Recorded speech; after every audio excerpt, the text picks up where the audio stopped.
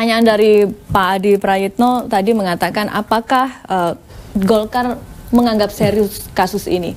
Ada dua opsi. Yang pertama, kalau bisa nonaktifkan Setia Novanto, atau kalau memang ini betul-betul serius, segera lakukan munaslup.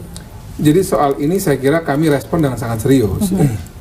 Karena sangat serius kami merespon soal ini, sehingga saya kira kemarin itu kan waktu Bang Yoris masih di DPP Partai Golkar itu sampai membuat tim pengkaji elektabilitas partai. Jadi karena seriusnya Partai Golkar melihat soal ini, kita ingin melihat bahwa apakah ada korelasi antara kasus ini dan elektabilitas partai.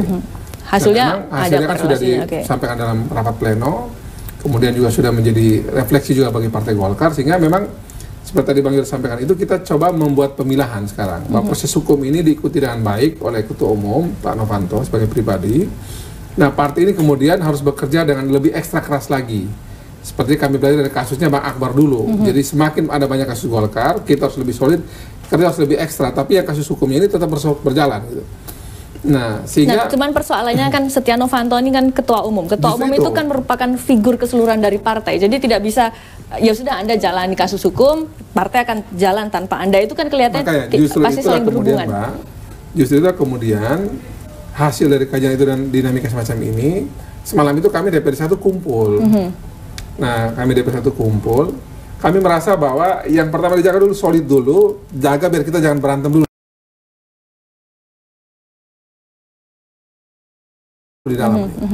Seperti tadi Bang Yoris bilang itu saya setuju. Nah, sekarang ini Bang Yoris yang kemarin mungkin bisa jadi semua kita bicara lagi. Sekarang adalah waktunya mungkin kita sekarang bisa diajak balik bicara lagi sesuai dengan tempat nih sekarang. Jadi DPD 1 kami sudah duduk bicara. Kami juga lagi mencari bagaimana yang terbaik untuk masa depan partai dan harus kita ambil tindakan ke depan. Ini Bang Akbar, Pak Habibie di Dewan Kehormatan lagi bicara juga. Tadi saya dengar katanya Bang Ical juga sama. Kemudian Pak Bung Laksono, juga DPP yang lain. Jadi hari ini pembicaraan sudah mulai terus dilakukan. Sudah mulai dibicarakan. Nanti dibicarakan dulu di masing-masing pihak nanti ini.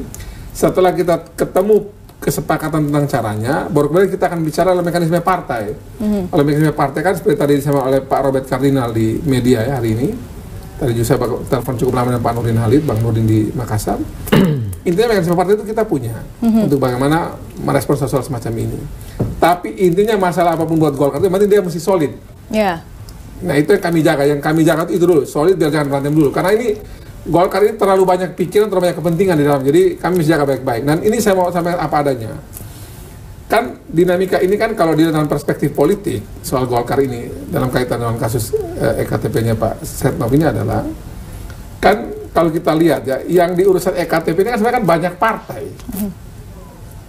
Tapi kenapa yang disentuh pertama kali itu adalah Pak Novanto dan Partai Golkar yang dihantam terus-menerus gitu.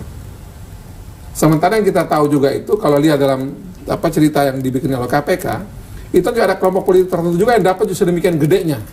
Tapi itu disimpan atau belum disentuh oleh KPK. Jadi Golkar sendiri dihantam, Pak Novnya dihantam.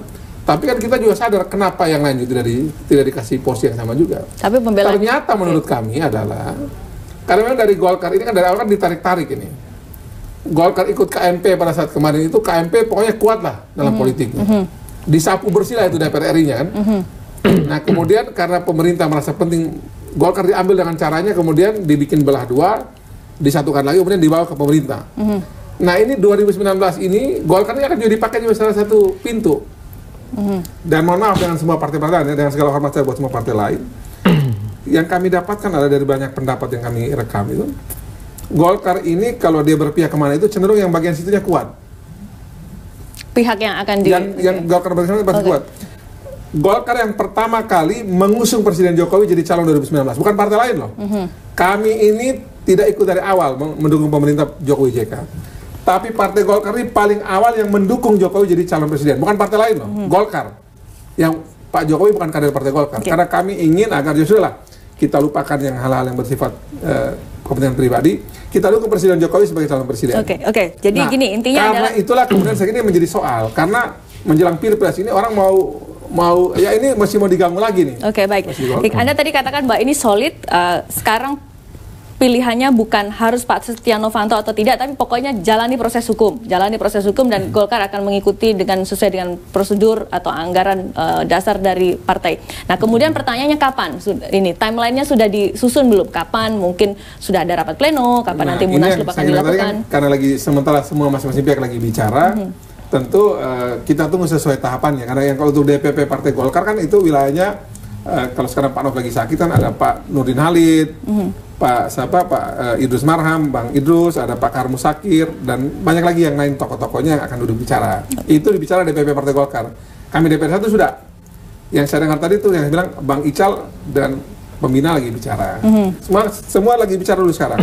Dan biasanya kami nanti itu biasanya ya, sebelum masuk yang namanya mekanisme formal itu tadi, di Golkar tuh bagusnya adalah pertemuan informal itu juga jalan. Oke, jadi seberbeda apapun saya dengan misalnya Bang Yoris pun juga kami pasti akan ketemu juga di satu titik. Tapi begini Bang Melki, mohon maaf saya potong misalnya. Tapi banyak anggapan publik, ini Pak Setnov ini cukup lincah dan terkesan memainkan proses hukum yang sedang berjalan. KPK ini kan cukup powerful saat ini. Nyaris tangkapannya tidak pernah meleset kan kira-kira begitu. Ini Pak Setnov kok susah sekali untuk dibuktikan sebagai orang yang dianggap bersalah dalam kasus korupsi. Nah, inilah yang menurut saya menjadi penting catatan buat teman-teman di Golkar khususnya. Ini bukan soal Golkar sebagai partai, ini menyangkut institusi kelembagaan Golkar secara umum yang harus diselamatkan. Saya setuju itu. Makanya kemudian kalau menangkap suasana batin saat ini, seakan-akan KPK atau hukum sedang dipermainkan oleh Pak Setnov. Itu yang mesti ditangkap. Itu satu hal. Yang kedua, saya setuju dengan Bang Saur. Jubir KPK itu sekarang mestinya ya seperti Bang Melki, bukan Fahri ataupun kuasa hukumnya, yang justru mengacaukan seakan-akan Pak Setnov ini salah tapi dibenarkan dengan kasus-kasus ataupun pembelaannya yang cenderung mengada-ada dan seterusnya Oke. Apakah kita sudah terhubung dengan pengacara Setia Novanto, Pak Fredrik? Oke, baik. Kita masih belum terhubung dengan pengacara Setia Novanto. Pak Fredrik, kita akan meminta tanggapan bagaimana hasil dari keputusan KPK yang memutuskan agar Setia Novanto ditahan pada malam hari ini. Tetap bersama kami, saudara, di Saling Silang.